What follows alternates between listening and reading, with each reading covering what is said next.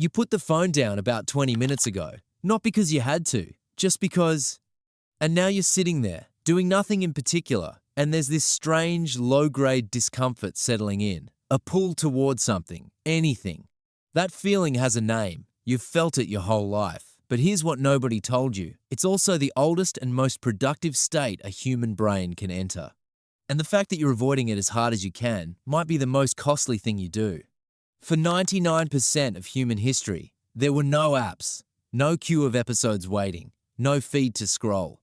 There was fire and sky and the people sitting nearby, and sometimes, a lot of the time, actually nothing demanding your attention at all. The question researchers spent decades getting wrong is what happened inside the human mind during those hours. They assumed the answer was nothing. They were completely wrong. In 1966, anthropologist Marshall Salins published a paper that reframed everything. He had spent years living with the Kung San, people of the Kalahari, one of the last groups on Earth still living by foraging. What he found stopped the academic world cold. They worked, on average, about 15 to 20 hours a week. Not per day, per week. The rest of the time, they rested, talked, sat together, and moved slowly through the afternoon. Salins called them the original affluent society, not because they had possessions, but because they had something modern humans have almost entirely surrendered: unscheduled time. More recent research has made this stranger still. In 2019, a team from Cambridge spent 2 years living with the Agda people of the northern Philippines, a foraging group that was increasingly shifting toward farming. They tracked time carefully. What they found was this: the Agda, who had converted to agriculture, were working roughly 10 additional hours every week compared to their forager neighbours. 10 hours. Farming didn't liberate human time. It consumed it. The leisure that defined our species for 300,000 years didn't gradually become unnecessary. We traded it away, and we've been working harder ever since. But what were those hours actually doing? The answer starts in a cave on the southern coast of South Africa, about 300 kilometres east of Cape Town. In sediments dated to 75,000 years ago, archaeologist Christopher Henshelwood and his team found hundreds of tiny shells. Nasarius kraussianus, a small marine snail, roughly the size of a thumbnail. Every one of them had a hole drilled through it. Every one of them showed wear patterns consistent with being strung together. They were beads. Someone had sat down, 3 times further back in history than the pyramids, and made jewelry. Not for survival, not for warmth, for adornment, for meaning, for the strange pleasure of making something beautiful out of something small. Then, in 2018, the same cave gave up something even older. A silkret flake, a flat chip of stone with a cross-hatched pattern drawn on it in red ochre pigment. It was 73,000 years old. The study, published in Nature, confirmed the pattern was intentional, made with a shaped ochre crayon in controlled strokes. It predates the next oldest known drawing by 30,000 years. Think about what that means. Someone picked up a stone and drew a pattern on it, in a world without mirrors, without writing, without any tradition of drawing as far as we know, with nothing but time on their hands and something stirring inside them that needed an outlet. Necessity didn't produce that drawing. Hunger didn't produce the beads. Something else was happening inside the brain when the hunting was done, and the fire was burning, and there was nowhere to be. And then the music. In a cave, in what is now southern Germany, researchers found 2 flutes, carved from bone, one from a vulture's wing, one from a cave bear. They are at least 40,000 years old. 5 finger holes, carefully spaced, playable. Someone carved them and played them in a world with no audience, no recording, no tradition of music that we can trace. Just a person in a cave with an afternoon and an idea. The neuroscience of why this happened took until the early 2000s to catch up with the archaeology. Marcus Reichel, a neurologist at Washington University, was running brain scans and noticed something that didn't fit his models. When participants weren't doing anything, no task, no stimulation, just resting, a network of brain regions lit up that was quiet during focused work. He called it the default mode network. It wasn't a brain at rest. It was a brain doing something completely different. Cognitive scientist Vinod Menon at Stanford has spent years mapping what the DMN actually does. His conclusion? It sits at the center of self-identity, creativity, and social imagination. It processes memory, projects the self into the future, and constructs the inner life that makes you recognizably you. And it only activates when nothing external is demanding your attention. The most direct test of this came in 2025. Ben Shofty at the University of Utah used intracranial electrodes, wires placed directly against the brain surface in epilepsy patients, to record and then disrupt DMN activity in real time.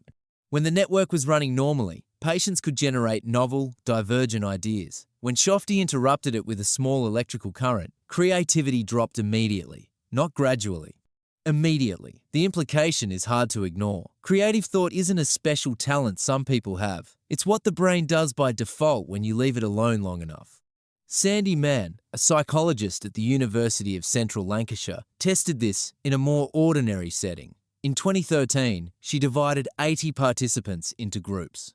One group spent 15 minutes copying phone numbers from a telephone directory by hand, one of the most numbing tasks she could design. Then everyone completed a creativity test. Come up with as many uses as possible for 2 polystyrene cups. The phone book group wasn't just slightly more creative. They significantly outperformed the control group. The boredom had loaded the gun. The creative task just pulled the trigger.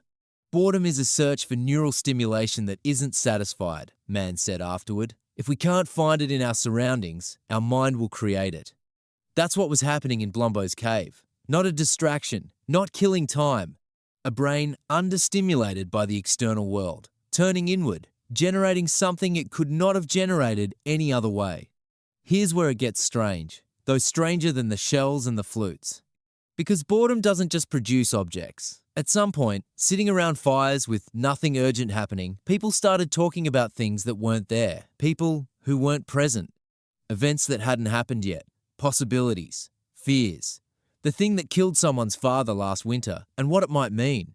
Robin Dunbar, the Oxford anthropologist who identified the natural limit of human social groups at around 150 people, spent years studying not what humans talk about when they're solving problems, but what they talk about when they're not. His finding? Roughly 2/3 of all human conversation is social in nature. Who said what? What happened between 2 people you both know? Whether someone can be trusted. What's going to happen next? He called it vocal grooming language, replacing the physical grooming that other primates use to maintain relationships, but doing it at scale. A chimpanzee can groom one companion at a time. Language lets you maintain bonds with 3 people at once, 10, or a whole group around a fire. And Dunbar's research suggests this is what language actually evolved for. Not to coordinate hunts, not to teach tool making, to talk about each other in the long, quiet hours when there was nothing else pressing. Society, in other words, didn't emerge because humans needed to organize. It emerged because humans were sitting around with nowhere to be and they started talking. Gossip built civilization. Boredom built gossip. And somewhere, in those same quiet hours, someone stared long enough into the fire to ask the questions that have never stopped being asked. What happens after we die? What made the sky? Why does the sun come back? The first religions weren't born from harvest rituals or political power. They were born from people with free time and minds that wouldn't stop running. Now consider what you've inherited. That same brain, that same restless default mode, scanning, constructing, looking for something to build. The network is still there. It still activates in the gaps, but the gaps are getting smaller. Modern psychology has a term for the state that results from continuous stimulation with no unstructured time: cognitive overload. The symptoms are familiar difficulty concentrating, creative blocks, and a strange flatness despite constant activity. The brain that was built to make beads and draw patterns and ask impossible questions around a fire is now navigating a feed designed at significant expense to ensure it never has to be idle. The Agta didn't just lose 10 hours of leisure when they took up farming. Something shifted in how they lived together, in the texture of daily life. The researchers who studied them couldn't fully quantify it, but they noticed it. The leisure hadn't been decorative, it had been structural. Tonight, at some point, there will probably be a moment when you could reach for the phone and choose not to. The silence will feel like nothing. It won't be. Somewhere in the prefrontal cortex in the medial temporal lobe, circuits that have been running in the background since long before your ancestors drew crosshatches on stone will come online. Not because you did anything, because you stopped. The person in Blombo's cave didn't know they were making the oldest drawing in the world. They were just sitting with the discomfort long enough to find out what was on the other side of it. The question isn't whether you have time to be bored. The question is whether you still know how.